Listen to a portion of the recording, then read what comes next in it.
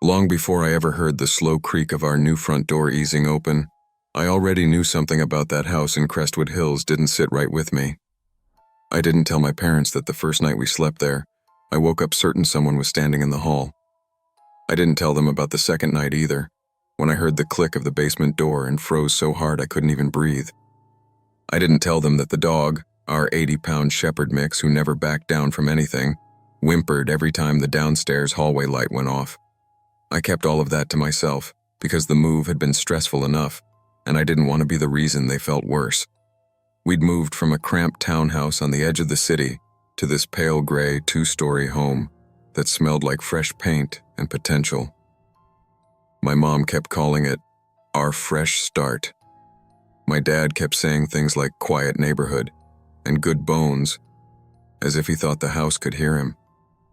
Me? I kept a nightlight on, for the first time since I was 8. The floors were still bare in places, boxes stacked in corners, and our voices echoed when we talked in the kitchen. But the house had a way of making quiet moments feel crowded, like someone else was always standing just out of sight, listening. I tried to ignore it.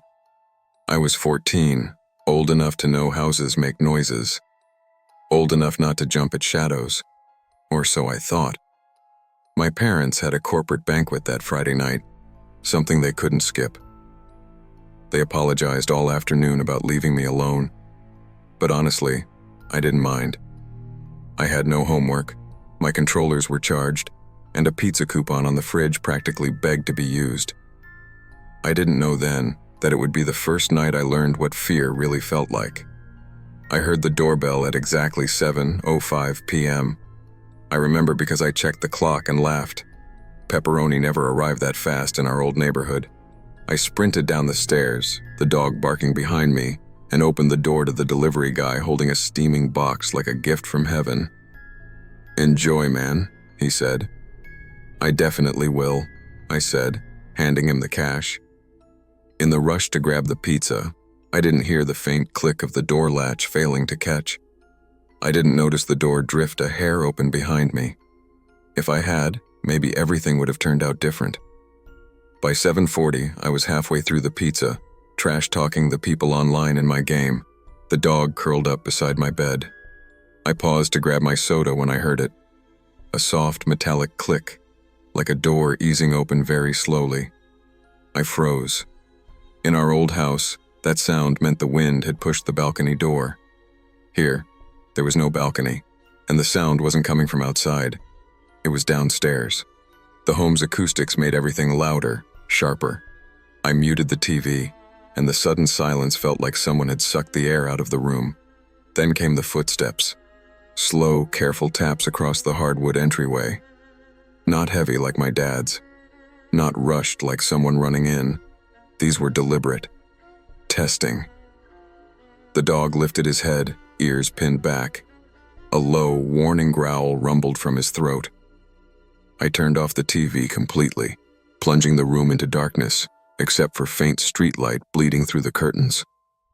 My bedroom door was cracked open just a hand's width, enough for me to see the hall, enough for someone walking by to see me. The footsteps grew louder. Tap, tap, tap. I backed up against the wall, holding my breath until my lungs stung. My eyes locked on the sliver of hallway visible through the crack. Then a shadow appeared on the carpet. Long. Human. The figure stopped just outside my door, like it was listening, deciding. I could hear breathing, light, measured, unmistakably coming from someone who wasn't me. My heart hammered so hard I was sure he could hear it. The shadow lingered for a long, terrible second. Then the footsteps continued down the hall, descending the stairs without rushing, without worry. A soft thud echoed from the front door. Then nothing. It took me 5 minutes before I even moved. The dog pressed against my leg, shaking. When I finally forced myself out of the room, my legs felt like rubber. The hallway was empty, but the house felt wrong, unbalanced, like someone had changed something in the air. I crept down the stairs, every nerve screaming. When I reached the bottom, cold night air brushed my face. The front door was wide open. Wide. I stood there for a second, shaking so violently I could barely dial my phone.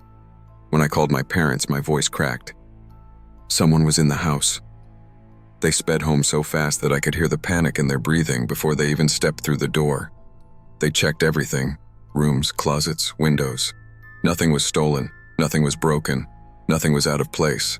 It was like someone had walked in, listened, and walked out. Like they hadn't wanted anything except to know something. The police came within 10 minutes. 2 officers swept the house, one staying with me to ask questions while I tried not to cry. "You might have imagined the shadow," the older officer said gently. "But the door was open," I whispered. He paused, just for half a second, before forcing a smile. Houses do weird things in new neighborhoods. Wind drafts, floor pops. The dog heard it too, I muttered. He didn't answer. When they left, my parents insisted on checking every lock 3 times. They kept assuring me it was over, but I couldn't shake the feeling that whoever had been inside didn't care about being caught. They weren't there for things. They were there for us. The next morning, a neighbor named Mrs. Veldon was out watering her hedges when my parents walked outside. I overheard the whole conversation because I was standing just inside the doorway trying to shake off the sick fear still clinging to me. "Rough first month, huh?" she asked, eyeing our tired faces. "You could say that," my dad replied with a strained laugh. She hesitated, lowering her voice. "Listen, I'm not trying to scare you, but the previous owner also had some issues. Someone kept coming into their house at night, never took anything, never hurt anyone, just came inside." My mom's face drained of color. "No one told us that," she whispered. "They never caught who it was," the neighbor said. "Sometimes the owner would wake up and find the front door open. Other times they'd hear someone walking downstairs. They sold the house pretty fast after that." My dad swallowed hard. "Why didn't anyone warn us?" The neighbor gave a helpless shrug. "Because no one believed him, except me. Once he knocked on my door in the middle of the night, shaking so badly I thought he was having a stroke. He swore he saw someone standing in his hallway. He said they just turned and walked out the door like they owned the place." My parents didn't respond. They didn't have to. Because in that moment, I understood something the officers didn't want to admit, and my parents didn't want to consider. Whoever had come into our house didn't want valuables. They wanted access. They wanted familiarity. They wanted to see if the new family was as easy to walk in on as the last. My parents installed cameras the same weekend. Deadbolts, alarms, a motion light in the hallway. I pretended all of it made me feel safer, but I knew locks only keep out people who care about locks. Whoever walked into our house cared about something else. 2 nights after the incident, around 2:13 a.m., the hallway light flicked on by itself, the new motion sensor we'd installed. My dad rushed out of his room. The dog whined in mine.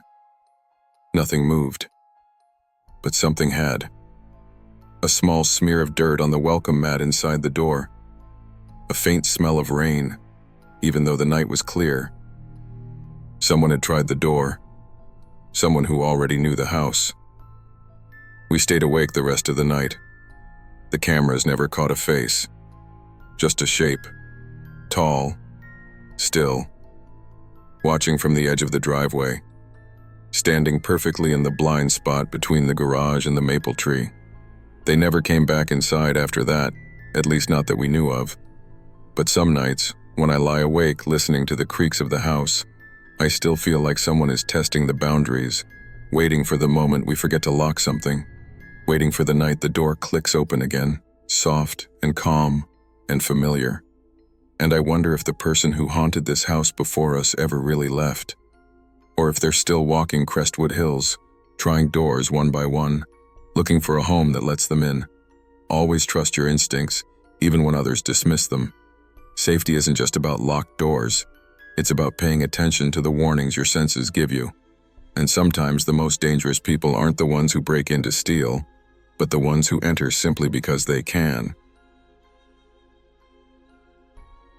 I remember the house on Redwood Road before I ever moved into it because my mother had driven past it a dozen times while house hunting and muttered things under her breath.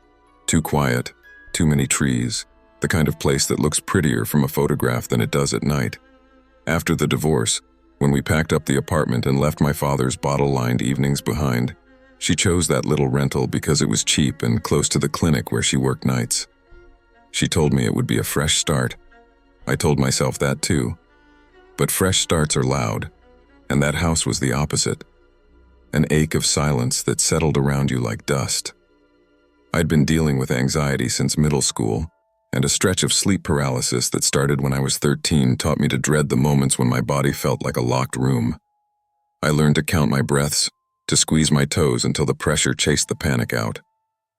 My dad's leaving had left a different kind of silence, the kind that sat at the kitchen table until it filled the whole house. So when my mom worked late and left me alone for the first time that weekend, I did what I'd always done when the quiet stretched too long.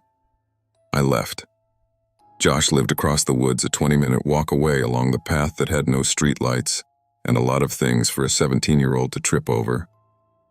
My mother hated that walk, but trusted Josh's mom, so she let me go. I told myself I was being brave. In truth, I just wanted noise and faces and the hum of other people breathing. It was late when I started home, later than I'd meant to stay. The sky had been a single smooth sheet of black, and the woods around the path smelled like damp leaves and diesel from a truck idling somewhere far. I moved fast, the way you do when you want to be inside before being alone becomes a thought. That's when I noticed the headlights. They weren't bright, just a dim pair cutting through the trees like a slow blink. At first I thought it was some neighbor checking the driveway, but the sedan kept following my direction, all the small turns I had to make to keep on the trail. It matched my pace. My heart picked up. My mind began writing the worst of possible endings like a bad script. I tried to walk like I didn't see it, like I wasn't looking over my shoulder. I didn't want to make eye contact if there was a person inside who wanted something. The car slowed when I slowed, sped up when I did. By the time I reached the yard, my chest had that tightness I knew too well.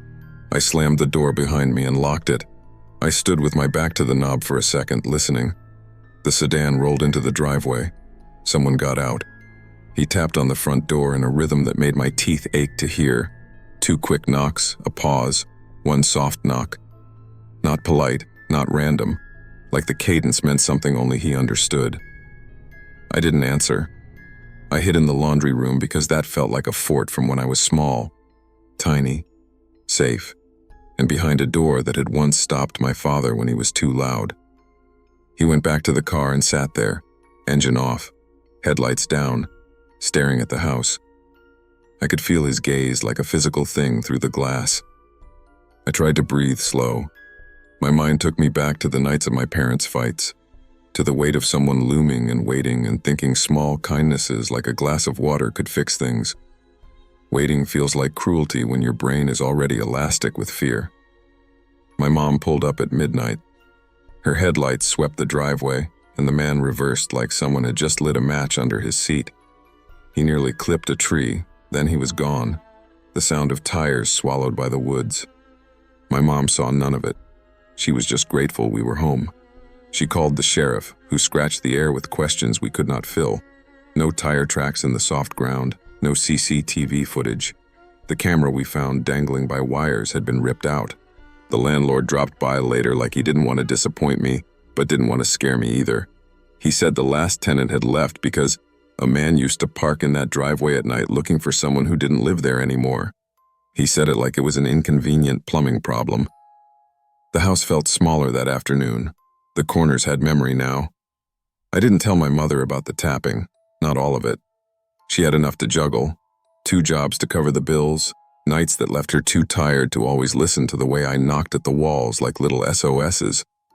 I told her the sedan had been there and that the sheriff had checked. She tightened her jaw and said, "We'll change the locks." She also started parking under the streetlight a block away, even though it complicated her return after long shifts.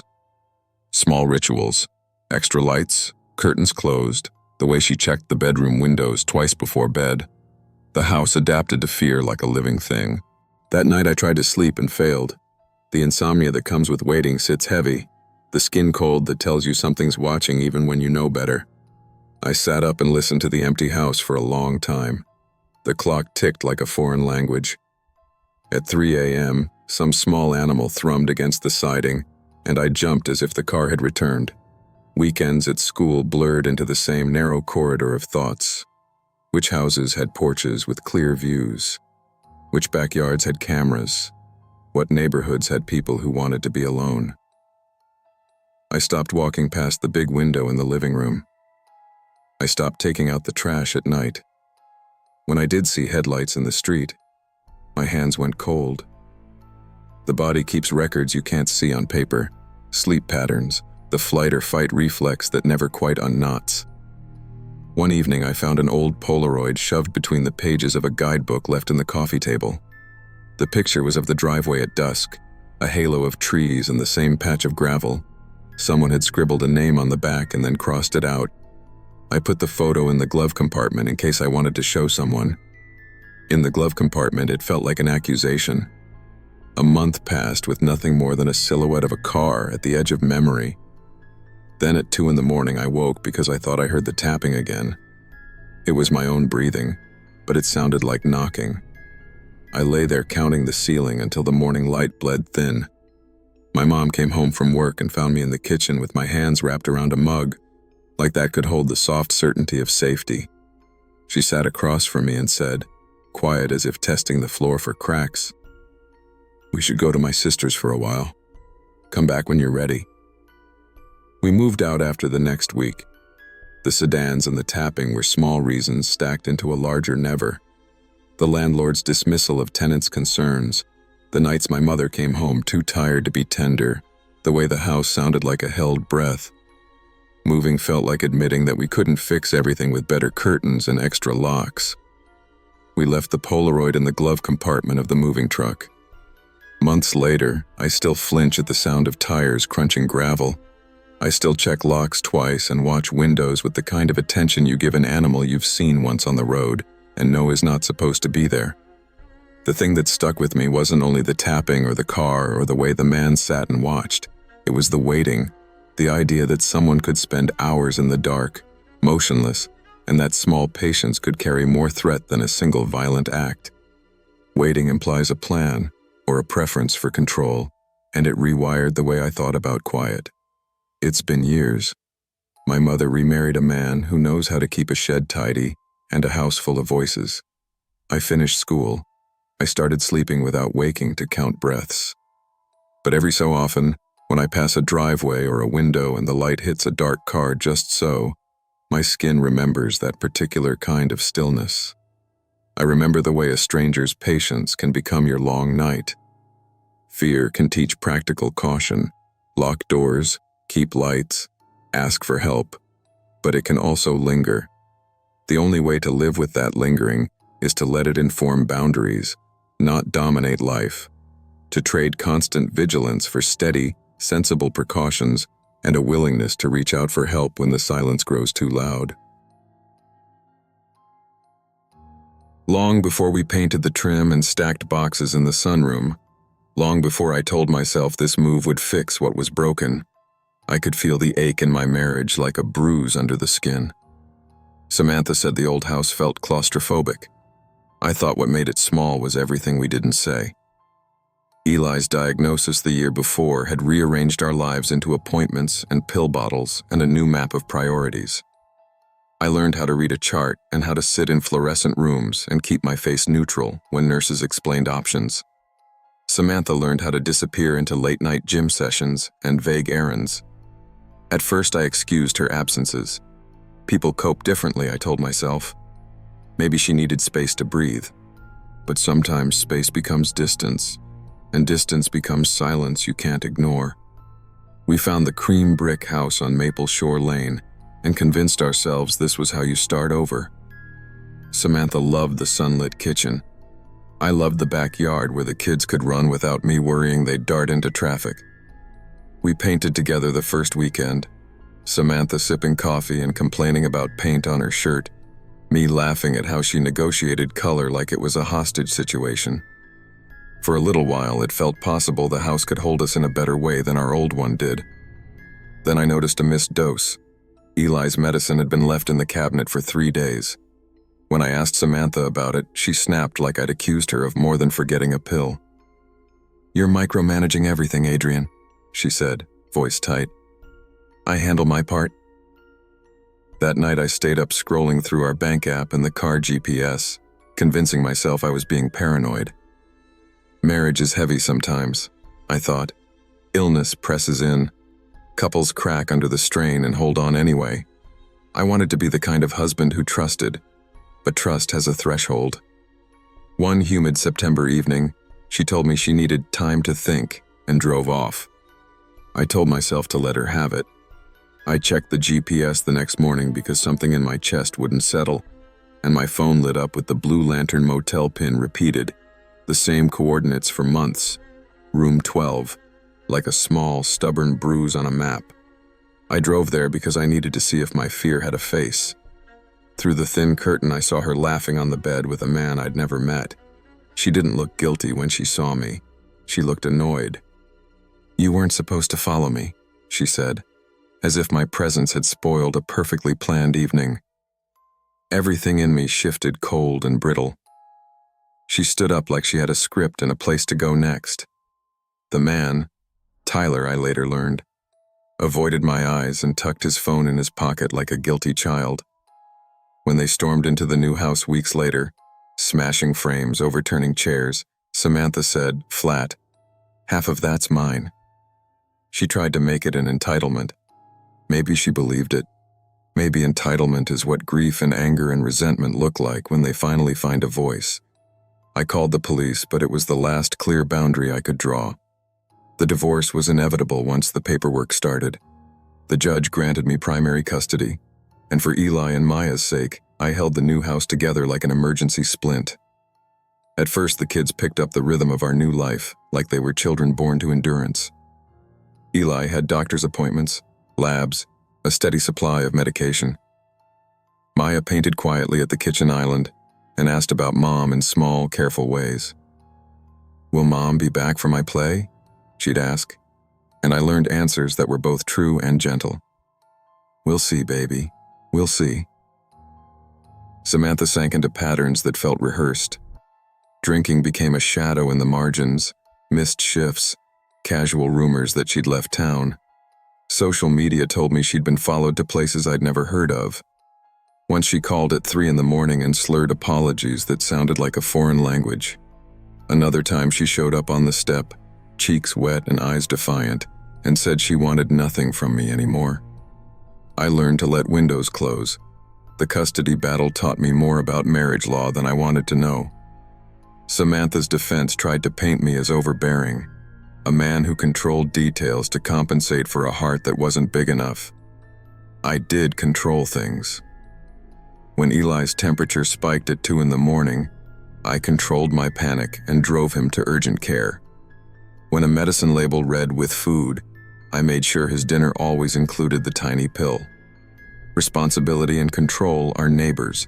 Sometimes they hold hands, sometimes they suffocate. After the divorce papers were signed and Samantha's name stopped appearing on our mailbox, I tried to reorganize the house into a place that felt less like a scene from our collapse and more like a shelter. I hung family photos again, buffered the corners with new routines, bedtime at 8 for everyone, a simple dinner on Thursdays that the kids loved no matter what it looked like. Movie night, chosen by a kid's spinning finger on a streaming menu. The wounds from betrayal didn't vanish, but they dulled into carefulness. Time, they say, softens edges. It also reveals patterns. A year after she left, I drove past the Blue Lantern Motel on a business errand. Room 12's curtain was always slightly ajar, like a half blink. Sometimes the curtain was closed. Sometimes it wasn't. Once, on a rainy Tuesday, I stopped the car and stared. The motel felt like a scar on the town's neck. Cheap neon, a parking lot that smelled of old cigarettes. The curtain didn't contain Samantha's life anymore. It was a reminder that secrets often live in places that never wanted to be known. The kids weathered the storm with a resilience I still marvel at. Eli learned to be brave in ways children shouldn't have to. He learned to swallow a pill and ask the nurse questions and explain to other kids why he missed soccer practice. Maya learned how to braid her brother's hair and how to be fierce about bedtime stories. They both asked about their mom in ways that kept me honest. "Why did Mommy leave?" Eli asked once, simple and precise. "Because sometimes grown-ups make choices that hurt other people," I said. "But that doesn't mean you're loved any less." Some nights I still dream of Samantha's laugh from a motel bed, the casual cruelty of walking into my home and breaking what we built like it meant nothing. Those dreams come with sharp edges, shards of coffee table glass, the odd smell of stale cigarette smoke, room 12's curtain half open. They come and go, and I wake feeling brittle and small, like a man who has to remind himself he did nothing to deserve such betrayal. I learned practical things in the aftermath. Keep the kids' meds in a place only the primary caregiver accesses. Log everything: appointments, missed doses, texts that indicate danger to consistent care. The legal world required evidence, and evidence often looks like mundane notes on a notepad. But I also learned emotional things. Grief from betrayal is not a single event. It's a long process of reclaiming yourself and teaching your children that stability can exist after chaos. Now, when I drive past the Blue Lantern, still a blinking, tired sign on the highway, I don't feel the same hot anger I felt the first time I saw Samantha through that motel curtain. I feel a cooler, steadier thing. Relief that the children and I made it out of that pattern. Relief that silence and secrecy no longer have the power to hollow our home. I tell the kids stories about silly things. The time we painted the garage and accidentally matched the wrong shade. About the time Eli thought he could outrun the sprinklers and lost the race. Those stories are small acts of reclamation. We build days with chores and laughter, and slowly the house on Maple Shore Lane becomes less a monument to a broken marriage and more a map of a different life, one defined by presence instead of absence. Betrayal sometimes arrives disguised as normal life. When it does, stability is rebuilt not by ignoring the past but by clear boundaries, consistent care for those you love, and the courage to choose truth over comfortable silence. I'd spent most of my 20s chasing the exact opposite of quiet city lights, loud bars, roommates who kept weird hours because silence felt too much like the past. When Tessa and I finally scraped together enough to buy a place, we imagined a porch, a real porch with a swing and room for a dog, and an attic we could turn into storage instead of a mystery. The farmhouse on Westbrook Lane was suspiciously cheap, but it had creaky floors in all the right places, and a porch that looked like the cover of a paperback about starting over. We signed the papers like people who decided hope was cheaper than renting another year. I told myself I was a skeptic. Tessa said I was carrying something I hadn't named. We both smiled and moved boxes in under an honest sky. The first week felt like a vacation from the city. We cooked thrift store pans over an honest stove and listened to the radio crackle because the Wi-Fi at the end of the lane was spotty and infuriating. Tessa loved the house but hated the upstairs landing. "It feels heavy," she said the first night, standing with one hand on the banister like she could steady it. I laughed. She was being dramatic, I told her, but even then I noticed the floorboards creaked when we walked below. A soft conversation between timbers that didn't add up. On the fourth morning I found wet footprints heading toward a small attic door built into the guest bedroom wall. No rain had fallen in 2 weeks. I followed the prints with my boots like a kid on a treasure hunt and stopped at the little panel. The real estate guy had laughed the awkward laugh that brokers use and called old houses quirky. Tessa came in the door behind me holding coffee and read the prints like a threat. "Who was up here?" she asked. I had no answer that didn't sound like the punchline to a bad joke. We argued the thing we argue about when the thing you love starts to show teeth. One of us believed in patterns and the other believed in explanations. I promised to check the attic that night. I waited until the house went still, radio off, cat food dishes licked clean, Tessa asleep, and sat in the guest room with a flashlight like a bad noir protagonist. The handle twitched at 1:17 a.m. 3 small, patient pulls, as if someone inside had practiced being quiet. When I yanked the door, a crawl space opened to a smell like old varnish and sugar toys. There were toys, an old tricycle, plastic animals, drawings marred with black crayon. At the far end, something sat, too thin to be a person, hunched like it had been folded to fit the space. Its skin was wrong, a gray that ate the flashlight beam, limbs bent at angles that looked like someone had learned anatomy from a thrift store mannequin. It tilted its head in those sharp, glitch-like movements my eyes couldn't follow, then crawled. It moved faster than it should have, like a thing unconcerned with the rules of a body. I ran. We both ran, barefoot across the porch, hands fumbling for keys, a static scream lodged like bad popcorn. Tessa drove us away with my heart hammering against the cage of my ribs. We didn't lock the front door. We didn't stop until the taillights were dots swallowed by the country dark. The police came the next day when we calmed enough to call. Polite officers with good shoes who asked the usual questions. Forced entry, footprints, cameras. The crawl space was empty when they checked empty, except for the toys and drawings and that impression that someone had been there very recently. We told ourselves the house had been used by kids of old tenants, that maybe a renter had stashed things and the prints were a neighbor's muddy boots. The landlord looked at us like we were an unfortunate anecdote and said he'd pull the listing. We tried to go back to normal, but normal didn't fit the same way after you've seen something that can be true and also not. At night, I started seeing little gray shadows at the edges of windows when I walked past attics in town. I told myself it was conditioning. Your brain loves a story, and it wants closure. Tessa started sleeping with a book on her chest as if its weight could hold the world in place. We both stopped leaving the guest room door unlocked. Guests came less often. My mother called to ask if the house had good heating, and I lied and said yes and listened to the scrape of a windmill down the road and felt my own lies land. A week later, we went back with the police to collect the last of our things. The crawl space was open when we arrived, as if someone had been waiting for us to be brave enough to peek again. Fresh, wet footprints arced across the hallway and stopped halfway up the staircase like a hand had reached to the banister and paused. The officers took pictures and nodded the way professionals do. The house sold 6 weeks later at a loss. We signed the paper, watched strangers roll a moving truck up the gravel, and felt a weight leave that didn't mean relief. Leaving didn't fix the way I felt when I walked by any attic after that. I lived with a new caution, small and sensible at first, and then a habit that threaded into everything.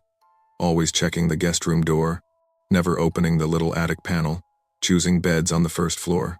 Sometimes at night, I'd wake with a start and see the gray shape hovering in the memory shelf behind my eyes like a photograph printed wrong. Tessa swore she never saw it the way I did, and then admitted she dreamt of a child-sized shadow the night we fled. We never had children. We still talk about it like people who found a needle in their mattress. You remember you slept on it. You tell the story. You don't invite anyone to sit where you slept. Months after we'd sold the farmhouse, I'd drive past a building with an attic and blink because my mind supplied the rest: a gray shape, a tilted head. I don't know if I believed in ghosts before the farmhouse. I know what I believe now. A house is a history you move into, and sometimes histories have pieces that aren't polite. The thing that scared me wasn't the crawl space or the figure, or even the wet footprints. It was the patient possibility that something could occupy the small, hidden places of a home for years without being obvious until you were alone enough to notice. Houses hold histories, but so do we. When something feels wrong, whether it's the creak of a floorboard or the sudden weight in your chest, trust the small alarms. Practical caution and openness to talk about fear are not the same as superstition. They're ways of keeping each other from being surprised by the parts of the world that prefer to wait in the dark. I grew up thinking silence was something you earned. My parents argued the way old radios hiss. When you turn the volume up too high, always some static left behind. When my great-aunt Myrna died and left me her Victorian on Pine Hollow Road, I took it as a clean break, a roof of my own, snow-heavy pines, the kind of isolation that dresses itself up as healing. I'd just come out of a relationship that peeled at the edges of my confidence and traded loud city nights for quiet Maine winters, thinking solitude might stitch me back together. The house was older than me and colder than I expected, but I liked the way it pressed against the world. There was a locked room at the end of the upstairs hall everyone in my family called the Blue Room. My great-aunt's letters whispered about it like a secret, always the same line: "Do not open after dusk." I assumed it was eccentricity, another gentle eccentricity to tuck into the larger grief of an old household. I did not imagine how literal those words could be. The first week I lived there, I convinced myself everything was ordinary. The power bucked when the wind hit wrong. The radiator clanked like it had a complaint, and the kitchen drawer that stuck in winter stuck full-time until I took it apart. I learned the house's noises, the way you learn a new roommate's idiosyncrasies. Footsteps that weren't mine above my ceiling I blamed on the attic settling. The blue room was a locked question at the end of the hallway door, painted the same faded blue as the trim. Key nowhere to be found. On the 5th night, rummaging for twist ties in a drawer, I found a bundle of keys wrapped in twine and a Polaroid tucked under them. It showed a child in a blue room, legs crossed, hands tidy in her lap. Someone had scratched the face away so hard the photo tore. On the back, in my aunt's looping hand, were 4 blunt words. Do not open after dusk. Superstition felt childlike in daylight, but the key sat heavy in my palm. I tried to be practical. I made a list. Change the locks, call the electrician, buy new bulbs. When I walked the house during daylight, I walked it like a professional, cataloging, measuring, making notes. I locked the blue room and told myself there'd be a locksmith and an explanation. Maybe an old tenant had left a key. Maybe it had been a storage room. But that night, the doorknob turned. Not a slam, not a crash, just the slow, soft twist of brass. I sat upright in bed with my heart in my throat, listening. The upstairs floorboards creaked as if someone were pacing in small, even steps. They weren't the random settling noises I'd grown used to. They were too rhythmic, too deliberate. The cadence of a small foot finding its way down the hall. I waited until morning and convinced myself I'd dreamt it. In the attic there were no footprints, no sign of a night visitor. The snow outside was unbroken, yet the unease lodged itself in my chest like a stone. I slept badly for 2 nights, and the 3rd night the door handle moved again, this time at 3 in the morning. When the knob eased, I didn't get dressed. I got my phone and my keys and moved like a person carrying out some ritual of self-preservation. The hallway smelled of dust and something faintly sweet, like old perfume. In the blue room the air had that same stale sweetness. I slid the key into the lock, turned, and for a moment I thought I'd be met with bare shelves and forgotten trunks.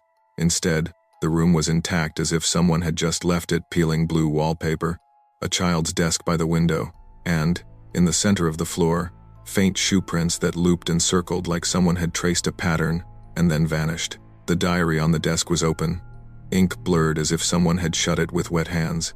The entries were childish, abrupt, and then, mid-sentence, the ink stopped and a line later read, I hear the music, don't open the door.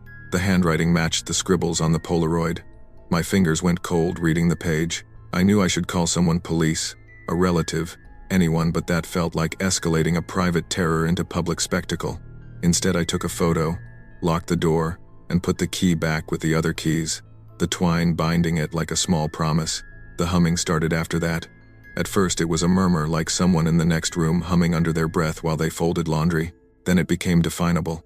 A child's melody, off-key and breathy, drifting down the staircase or over the radiator, sometimes sliding into the kitchen, sometimes pausing at the doorway to my bedroom. The sound hit the parts of me that were still raw from splitting up an old caretaker in my head that wanted to check the locks again and again. One night, I followed the humming with my phone flashlight.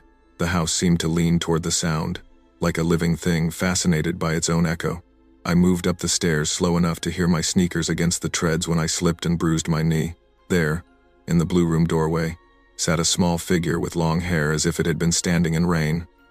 My brain offered reasons: an intruder, a break-in, some kid with a dare, until the figure tilted its head. The face was pale, too pale, the eyes too dark and too wide. It looked not so much like a person as a memory of one, smeared at the edges. I ran.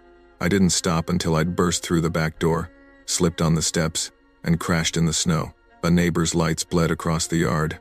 I could see the line of my own breath, like a small, frightened animal. I thought of calling my ex for help, the reflex of a wounded thing reaching for what was familiar, but I hung up and drove through the storm to a motel 20 miles away with 2 bright lights and terrible coffee. When I returned 2 days later, with a locksmith in tow because fear was easier to defend with a tool, the blue room was empty. The windows all stood open to the cold, wind nipping at the curtains, the house airing itself like a body after a fever. The diary on the desk had a new line written in letters that were steadier than before. Thank you for letting me out. The keys in the twine felt suddenly like a trap. I left the locksmith to his work and signed the papers to hand the house over to the bank. I could have tried to fix things, therapy, new locks, a support network, but there is a kind of exhaustion that comes from recognizing how quickly a place supposed to be safe becomes a theater for your worst imaginings.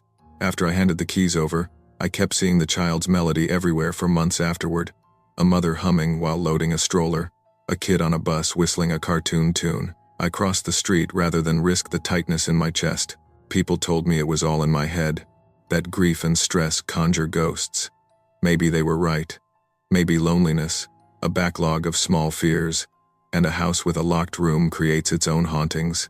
Or maybe the house really had held something for decades, something my aunt had tried to keep contained with a half-hearted superstition and a whispered warning. I never told anyone about the detail that made me look over my shoulder when I walked past the bank. The realtor, when I canceled the sale, smiled and said they'd found lots of interest, and that sometimes houses like that needed a particular kind of buyer. They always do, she added, as if she were trying on a line she'd used before. The winter loosened into spring and I moved into a small apartment, with windows that opened to a noisy street and the honest, human music of bar talk and late-night taxis. I learned to sleep with the city's honest sounds again. Sometimes I still wake for a moment, breath shallow, convinced I hear humming in the hallway. Other times I catch myself avoiding children singing in aisles or on playgrounds. Maybe that's the point. Certain fractures don't close, they scar, and sometimes those scars remind you to be careful where you let people or memories in. Safety is a set of decisions you keep making, not a state you find. Boundaries are the simple tools we use to keep ourselves intact. If an old house whispers warnings in the form of scratched photographs and locked doors, listen. Don't mortgage your sense of peace to superstition. But don't ignore the small facts either. The key in the drawer, the diary with ink, like a wet thumbprint, a melody that follows you. Trust the way your skin prickles and the way your heart tends to the familiar patterns of care. Protect the spaces you inhabit. Sometimes the thing you fear is a person. Sometimes it's the ghost of a life you left. Either way, don't let anyone tell you your fear is nothing. I remember the apartment we left like a bruise, thin walls, neighbors who argued until dawn, and my mom always exhausted from her night shifts at the hospital. When she signed the lease for the pale yellow rental on Cypress Hollow Drive, it felt like rescue. A house with an above-ground pool and a backyard big enough to run in seemed like a promise. My sister Madison and I could finally stop listening for footsteps that weren't ours. I was 9 when we moved in, small enough to see over the faded blue lining of the pool. I thought the new house would be where I learned to stop being scared. The first summer, everything smelled like cut grass and sunscreen. Randy lived next door with 2 teenage boys, his nephews, and at first he was the kind of neighbor parents told you to befriend. He brought popsicles over with an easy grin. "Hey, I'm Randy," he said the first day, leaning across the fence like he belonged there.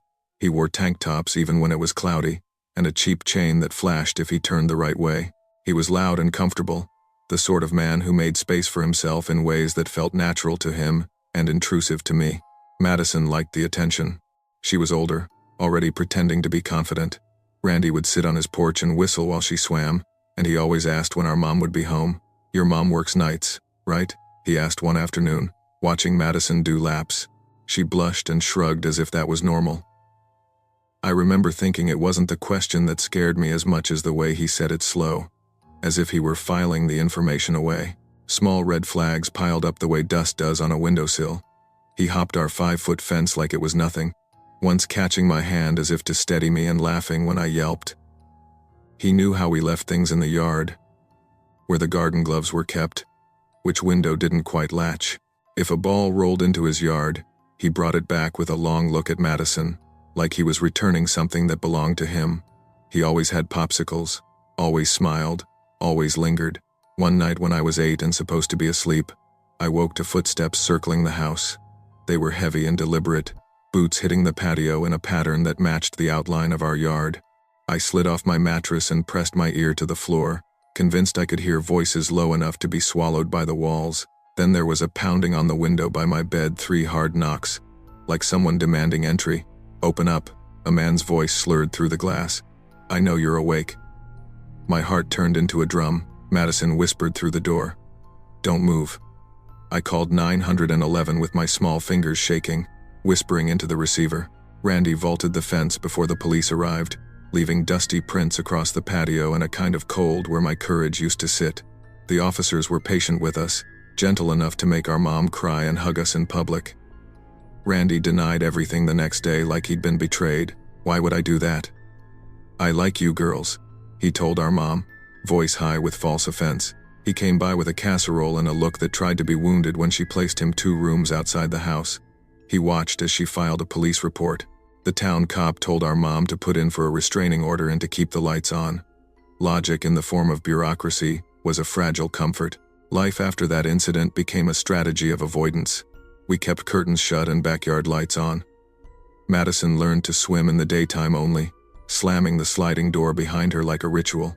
I checked the fence lines every time we moved into a new house, my fingers running over the top rail to make sure it wasn't easily climbed.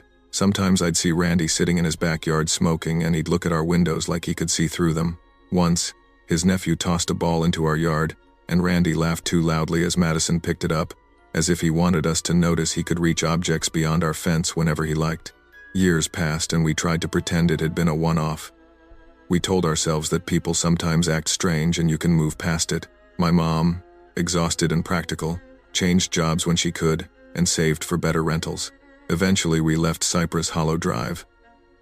The house was a memory that faded into afternoons at school and sleepovers that felt safe because no one was asking for swims at midnight.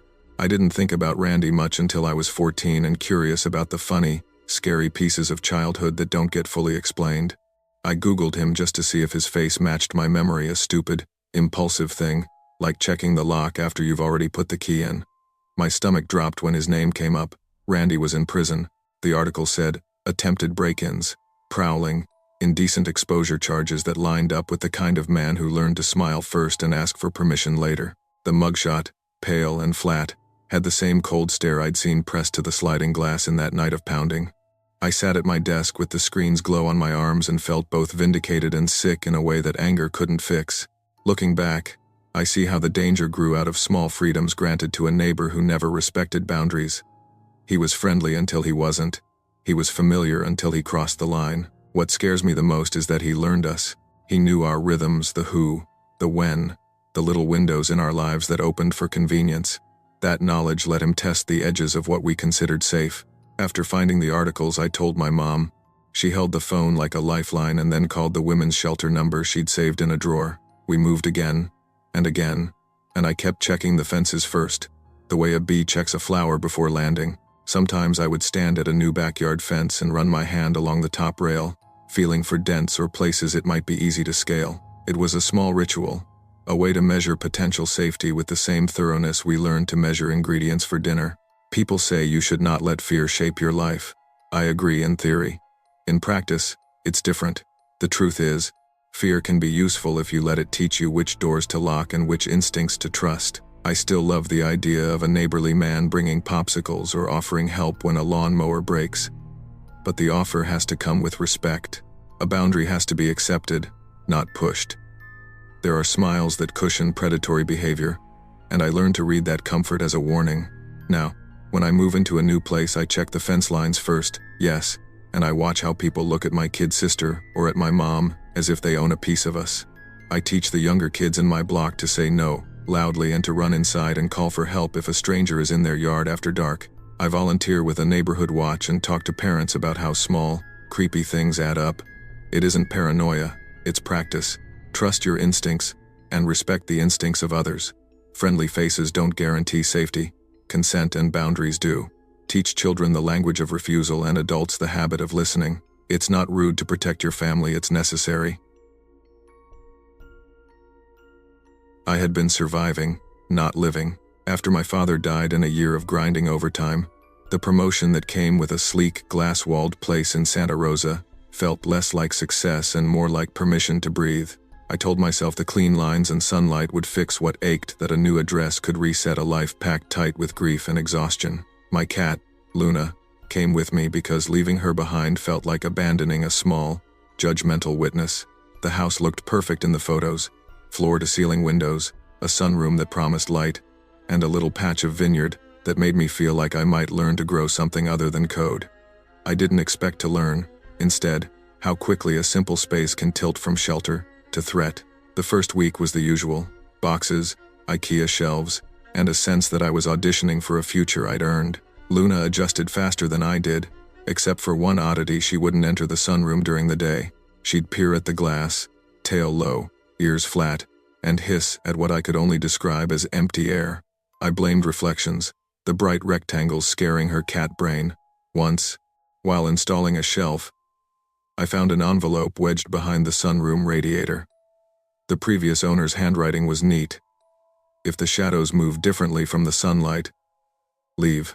I laughed, then, one of those nervous, forced laughs you use when something feels off but you aren't ready to admit fear. The previous owner had moved out abruptly, the landlord had told me, and there'd been noise complaints about footsteps in glass. Useful small-town euphemisms for things people don't want to explain. The second week, the house started whispering. Nights were the worst. I'd lie in bed and hear faint taps against the sunroom panes, light and regular, like a remote drummer testing patience. I told myself it was branches, the wind, anything safe. But then a morning came when the tapping happened while I was standing in the kitchen. I turned, and through the bright sunroom I saw a tall shape standing in the glass, a silhouette so black it swallowed the sunlight behind it. It cast no shadow outward. It didn't make sense in my physics-trained head. Luna shrieked and bolted under the couch. For a suspended second, my brain went through plausible options: a man in a dark coat, a reflection trick, a curtain, and landed on none. The silhouette slowly turned its head toward me, and there was no face, just a void, as if someone had cut a hole where eyes and mouth should be. I couldn't move. The animal part of me, the part my father used to joke about when I refused to sleep with the hallway light off, took over, and I ran out the front door like someone else was holding my limbs for ransom. I don't know exactly why I called the police. Maybe because running away felt insufficient. Maybe because having other people acknowledge the thing made it less like my problem and more like evidence. 2 officers came and walked the property, polite and brisk. They looked through the sunroom and made the shrug that people make when they don't want to be wrong but also don't want their day extended by ambiguities. The glass panes were smudged inside with long vertical streaks, like hands dragged slowly downward. None of the officers asked about that. They told me there was no sign of forced entry, no footprints in the small patch of vineyard, and left me with the number for the landlord and a check-in call to make if anything escalated. The word escalate sat heavy in my mouth, like something I was supposed to swallow and not think about. That night I tried to be practical. I grabbed only the essentials: wallet, laptop, Luna's carrier, and told myself I'd come back with a friend or a locksmith and resolve it like an adult. Inside, the house felt different, as if someone had shifted the furniture of the air. My phone flashlight jittered as I crossed the living room. When I reached the sunroom, the silhouette was inches from the glass, a shape darker than the dusk around it. The sunlight had fallen hours before, but the thing remained, as if it lived by a different law of evening. I remember the sound my breath made then, too loud and ragged. I moved slowly, because suddenness often gets you caught. The thing didn't move. It was a presence that occupied the idea of space without participating in it. My hands shook so hard I nearly dropped my phone. Luna, trembling at my feet, pressed herself against my leg like a tiny, desperate anchor. I backed out and left for good, signing the lease cancellation that week. People offer 2 kinds of explanations: the rational and the sentimental. Several friends told me it was stress and grief, the mind playing tricks, the brain sticking shadows to feelings because it hates emptiness. Others suggested old house smells and settling wood and the kind of sounds that get misattributed to something more colorful because you want a story. Maybe they were right, but there are facts I can't scrub away. The envelope, with its warning, the neighbor's offhand comment about the previous owner's sudden departure, the streaked glass, and Luna's behavior. Those things were the grammar of the house's language, clear enough for a pet, not always for a person. Months later, walking my dog with time between me and the lease cancellation, I passed the property. A new family was carrying boxes into the sunroom, laughter light and unknowing. Kid-sized shoes lined the entryway. A toddler reached for a window as if to test how it tasted. My heart slowed in the way it does when you see a wound you were once tending now being tended by another. In the sunroom window, a familiar silhouette leaned forward, head tilted the same way it had the day I left. It watched them with the same impossible stillness I'd witnessed, eager, expectant. The new neighbors didn't see it, or maybe they did, and chose generosity over fear. I watched them for a long time and then kept walking because there isn't a noble way to pry a new person from a house where a warning once lived. There's a practical lesson in my story, and a less tidy one. The kind you feel in your bones. The practical. Trust your instincts. If your cat refuses to enter a room, if an envelope gives you a clear instruction, if the physics of a place make your skin crawl, don't shrug and schedule your fear for a later date. The less tidy. Some houses hold histories that aren't only about people's lives but about how we live with absence. We want new beginnings, to be clean slates, but sometimes the floors remember more than we do. If you ask me now whether I believe in ghosts, I'll answer honestly, I don't know. I do know this: there are patterns in places that people ignore because they prefer tidy explanations. I preferred tidy explanations too, until the house taught me otherwise. I traded a sunroom for a quieter life, and the knowledge that some thresholds are worth respecting not because of superstition, but because they are the place where your sense of safety meets the unknown. Protect what steadies you, and if a house gives you a clear, written warning, treat it like advice. Listen to the small, practical warnings: the animal that won't enter a room, the seemingly odd note left behind, the way the light behaves. Safety is a series of small, consistent choices. Trust your instincts and act on them before uncertainty becomes regret. I grew up with the kind of apartment walls that were as thin as tissue paper. I learned to sleep to a low radio and the rhythm of other people's fights, muffled yelling, slammed doors, footsteps that weren't mine. So when Lewis and I finally sold the last of our city clutter and signed the papers for the cedar-sided house on Willow Fern, it felt like a small miracle. It wasn't just the square footage or the yard. It was the promise that the nights might belong to us for once. I imagined lavender along the fence and windows that didn't rattle at midnight. We called it escaping instead of running. That first night, when the porch sighed and the old deck gave that familiar creak, I forgave the house for being old. I didn't know gratitude could be the key that opens a door for someone else. Moving day was crisp, the kind of frost that makes your breath visible and your hands ache unless you keep them moving. The realtor was all smiles and soft sell talk, great bones, quiet street, lots of potential. Lewis hauled boxes while I put plates away, thinking about where the lavender would go. When he ducked out to the hardware store, the doorbell rang. Rick was on the porch with a paper bag of muffins and a smile that didn't reach his eyes. "Welcome home," he said, like it was the first time he'd said it that day. He peered into the living room, already presuming the place. "You'll want plates in that left cabinet," he offered. "Water heater likes its space. If you need anything, I'm right next door." It was neighborly the first 2 times, too familiar the third. That night, Lewis came home with a big grin and a box of screws, and there was Rick at the kitchen counter stirring sugar into my coffee. He hadn't knocked. He just opened the back door and was there. "You left it unlocked," he said. "You two need to be careful." He said it kindly, but his kindness had a reach, a way of anchoring itself in our lives. The little things started to pile up like dust. A screwdriver would disappear and show up in a drawer I never use. A lamp would be unplugged and sitting on a different table. Mabel, our beagle, would growl at a corner where no one stood and refused to go near the basement door. Lewis joked about us living in a sitcom. I wasn't laughing. Then one afternoon he came back from the basement white as a sheet. "There's a sleeping bag back there," he said. "Rick's name's on it." When we walked next door and asked him about it, he made a face like we were the ones being strange. "I'm taking care of you," he said. "This house chose me before it chose you." The way he said chose was meant to sound comforting, spiritual almost, like he was doing us a favor by sticking around. I wanted to believe that. I tried to, but it's hard to shrug off the feeling of someone rearranging your life to fit their idea of you. The night everything changed felt like any other, humid, the AC a faint hum in the background. I woke once, reached for Lewis, and realized he was asleep in a way I couldn't mimic. Time slid.